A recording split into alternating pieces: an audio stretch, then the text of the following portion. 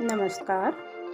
आइए बच्चों, आज हम एक कहानी सुनेंगे।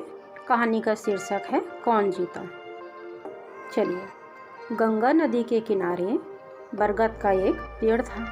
उस पेड़ पर एक कौवा भी रहता था। वह बड़ा घमंडी था। एक दिन सुबह सुबह 3 हंस बरगद के नीचे आकर बैठ गए। उनको देखकर कौवा बोला, अरे आप लोग यहाँ क्यों बैठे हैं? क्या यह बरगद आपका है? एक हंस बोला, भाई हम हंस हैं, मानसरोवर से आ रहे हैं, थोड़ी देर आराम करके यहाँ से चले जाएंगे। कौवा फिर बोला, तुम लोग उड़ना भी जानते हो या नहीं? मैं तो 50 तरह की उड़ानें जानता हूँ। दम हो तो मेरे साथ उड़ लो।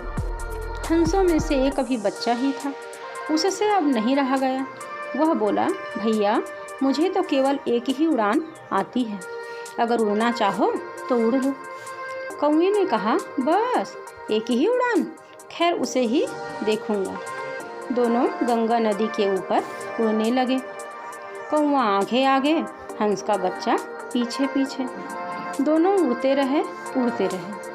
कौवा हंस के बच्चे से बोला, क्यों थक गए क्या? हंस के बच्चे ने कहा, नहीं उड़ते चलो। आखिर कौवा उड़ते उड़ते थक गया। उसका दम फूलने लगा। अब तो वह नदी में गिरने को हुआ।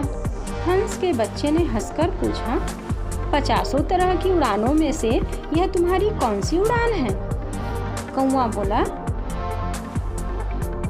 भैया मैं तो मर रहा हूँ, तुम्हें उड़ान की पड़ी है। हंस के बच्चे को कौवे पर दया आ गई। उसने कौवे को अपनी पीठ पर बैठा लिया। फिर वह बोला, अब मेरी उड़ान देखो। हंस का बच्चा कौवे को लेकर बहुत ऊंचा उड़ गया। पीठ पर बैठा कौवा डर के मारे कांपने लगा। उसने तो अभी तक बरगद के आसपास ही चक्कर लगाए थे। गिड़गिड़ाते हुए वह बोला, भैया मुझे तो जल्दी से बरगद पर पहुंचा दो, फिर तुम उड़ान भरना। हंस का बच्चा बोला, अभी तो तुम बड़ी बड़ी बातें कर रहे थे, अब क्या हुआ? कौवा कुछ न बोला। अंत में हंस का बच्चा बरगद की ओर लौट पड़ा।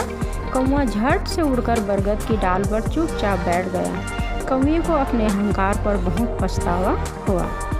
तो इस प्रकार बच्चों, हमें भी कभी भी किसी भी दूसरे को नीचा दिखाने की कोशिश नहीं करनी चाहिए, क्योंकि यह